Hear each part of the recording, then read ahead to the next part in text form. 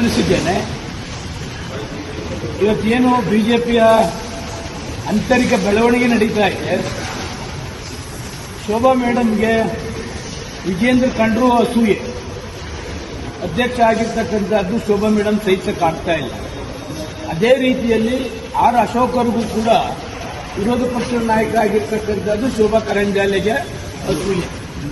ಇವರಿಬ್ಬರನ್ನು ಕೂಡ ಏನಾದರೂ ಮಾಡಿ ಕೆಟ್ಟ ಹೆಸರು ತರಬೇಕು ಅಂತಕ್ಕಂಥ ದುರಾಲೋಚನೆಯನ್ನು ಮಾಡಿ ಇವತ್ತೆಲ್ಲ ಏನು ಬೆಳವಣಿಗೆ ಆಗ್ತಾ ಇದೆ, ಈ ಬೆಳವಣಿಗೆಗೆ ಶೋಭಾ ಕರಂದ್ಲಾಜೆ ಮೂಲ ಕಾರಣ. ಇವರಿಬ್ಬರನ್ನು ರಾಜಕೀಯವಾಗಿ ಮುಗಿಸಿದ್ರೆ ನಾನು ರಾಜಕೀಯವಾಗಿ ಇನ್ನೂ ಮೇಲ್ ಬರ್ಬೋದು ಅಂತಕ್ಕಂಥ ಆಕಾಂಕ್ಷೆಯನ್ನ ಈ ಅಮ್ಮ ಇಟ್ಕೊಂಡಿದ್ದಾರೆ. ದಯವಿಟ್ಟು 62 ಜನನ ಶಾಸಕರನ್ನ ಧರ್ಮಸ್ಥಳಕ್ಕೆ ಕರ್ಕೊಂಡು ಹೋಗ್ತಕ್ಕಂಥ ನೆಸಸಿಟಿ ಇಲ್ಲ. ಈ ಅಮ್ಮನ್ನ ಕರ್ಕೊಂಡೋಗಿ ಒಬ್ಬರನ್ನ ಪ್ರಮಾಣ ಮಾಡಿಸಿದ್ರೆ ಎಲ್ಲ ವಿಷಯಗಳು ಹೊರಗಡೆ ಬರ್ತವೆ.